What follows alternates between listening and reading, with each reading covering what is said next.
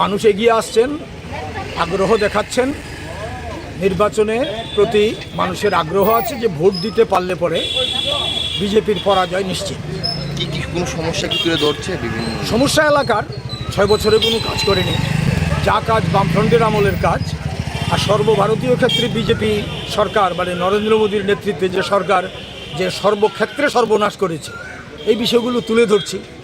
তার চাইতেও বড় কথা দেশের সংবিধান, গণতন্ত্র, ধর্মনিরপেক্ষতা, এই যে মৌলিক বিষয়গুলো যেমন যুক্তরাষ্ট্রীয় কাঠামো, এই যে বিষয়গুলো বা সামাজিক ন্যায় বিচার, এই বিষয়গুলো আমরা নির্বাচক মণ্ডলীর সামনে তুলে ধরছি। তাদের তরফ থেকে কী ধরনের উত্তর আছে?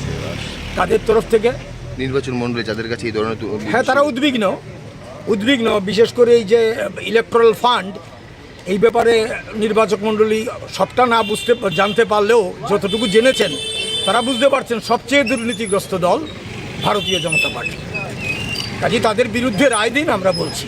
আর রাজ্যে গণতন্ত্র পুনরুদ্ধারের সংগ্রামে এই যে চলছে, বিধানসভায় মানুষের দুঃখের কথা যাতে আমরা তুলতে পারি, যন্ত্রণার কথা, রামনগর বিধানসভা কেন্দ্রে কাস্তে হাতুড়ি তারকা চিহ্নে ভোট দিন, এই আহ্বান আমরা নির্বাচক মণ্ডলীর কাছে রাখছি। আর লোকসভাতে হাত চিহ্নে আশিস কুমার সাহাকে পশ্চিম কেন্দ্রে, পূর্ব কেন্দ্রে কাস্তে হাতুড়ি তারকা চিহ্নে রাজেন্দ্র রিয়াংকে ভোট দিয়ে জয়ী করার আহ্বানও আমরা রাখছি।